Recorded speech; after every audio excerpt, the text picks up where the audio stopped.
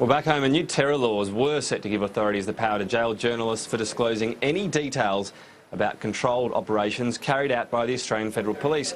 It had been criticised as far too broad, and that appears to have led to a change, with journalists now exempt from that punishment. So according to reports today, that's as long as publication does not prejudice an operation or endanger someone. The changes were pushed for by Liberal Democrat Senator David Leyonhjelm, who joins me in the studio now. Senator, dangerous thing, siding with journalists, about as well trusted as car dealers, of course. But more seriously, what does this mean, basically, in terms of reports? I guess the concern was, even if this operation had already been carried out, there might have been, you know, as an example, wrong action by the AFP. Journalists still couldn't report on it. It was very much a chill factor, and that's gone now? Yes. Well, no, only in relation to ASIO operations. They're special intelligence operations. So it started with that. That was one of the early anti-terror bills that went through. I complained about it vigorously at the time, but no one else seemed to get the idea that this was a threat to journalism. If a journalist reported on an ASIO operation that went wrong, or it happened in the past, or the ASIO agents were misbehaving or corrupt or something like that, a journalist still risked 10 years jail. Because I guess we all get, you know, if you're going to report beforehand, there's a raid that's going to happen tomorrow. Yeah. We get why you shouldn't be doing that. Correct. But if it's already happened, yes, you've got to be able to shine a light on these things. That's right, or it's already in the public domain, or you know, there's some misbehaviour going on, you've got to be able to report that. So the original amendments to the ASIO Act went through and didn't distinguish between an ASIO agent who leaked information which damaged an operation and a journalist who reported something even historically.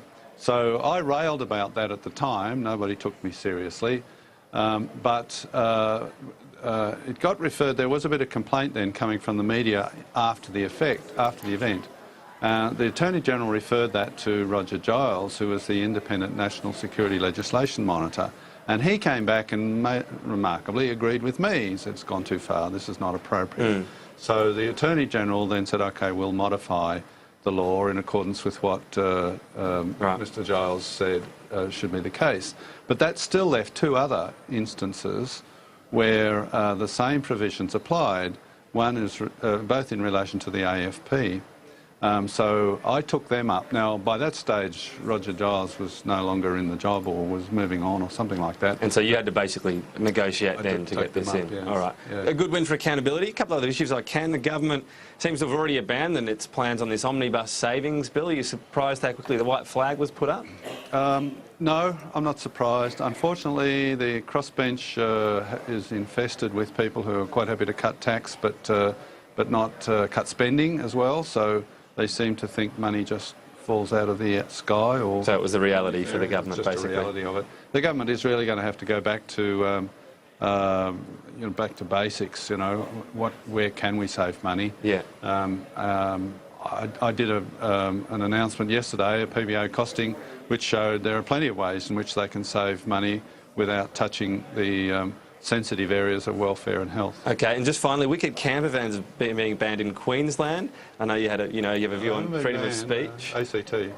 They're moving to do it in Queensland, I think. I'm just curious because I know you're big on freedom of speech. The Chaser had a bit of a stunt that seemed to get under your skin a bit. Where are you sitting on this?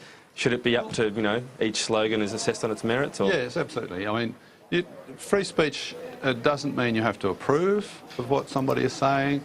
You don't have to like it, you don't have to find it funny, you can be totally indignant about it, but when you go running off to the government saying, please, please, government, save me from this nasty person saying things I don't like, that's where I draw the line. I say you shouldn't do that sort of thing. Okay. You can disapprove as much as you like, but the way to deal with free speech you don't like is to attack it with more free speech.